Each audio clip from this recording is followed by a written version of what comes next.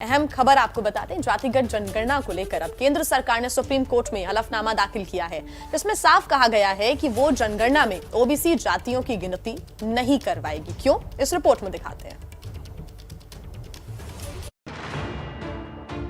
1951 से देश में चली आ रही जनगणना में बदलाव का मोदी सरकार का कोई प्लान नहीं है। लंबे वक्त से ओबीसी जनगणना को लेकर बिहार से लेकर महाराष्ट्र तक इस मुद्दे पर आवाजें उठ रही हैं, लेकिन महाराष्ट्र सरकार की एक याचिका के जवाब में केंद्र ने हलफनामा दाखिल किया है।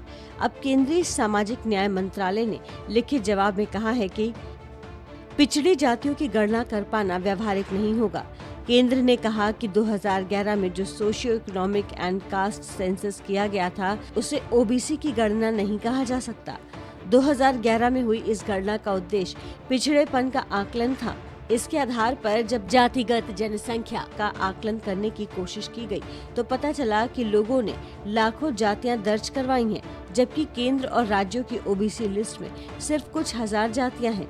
लोगों ने अपने गोत्र उपजाति को भी दर्ज करवा दिया। इस वजह से जातियों की संख्या का कोई अनुमान नहीं लगाया जा सकता। हलफनामे में बताया गया है कि जातियों की स्पेलिंग में इतना कम अंतर है कि पता लगाना मुश्किल है कि कौन ओबीसी है और कौन नहीं। सरकार ने महाराष्ट्र से ही उदाहरण देते हुए बताया कि वहां पोवार ओबीसी है, लेकिन पवार नहीं। एक ही गांव या इलाके में लोगों ने अपनी जाति की स्पेलिंग अलग दर्ज करवा दी है।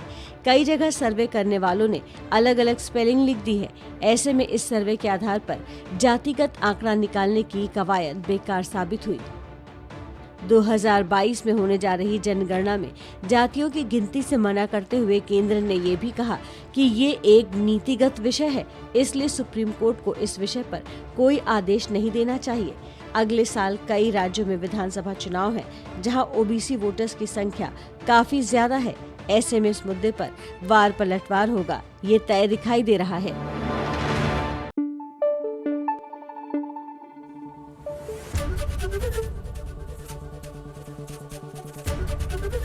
एबीपी न्यूज आपको रखे आगे।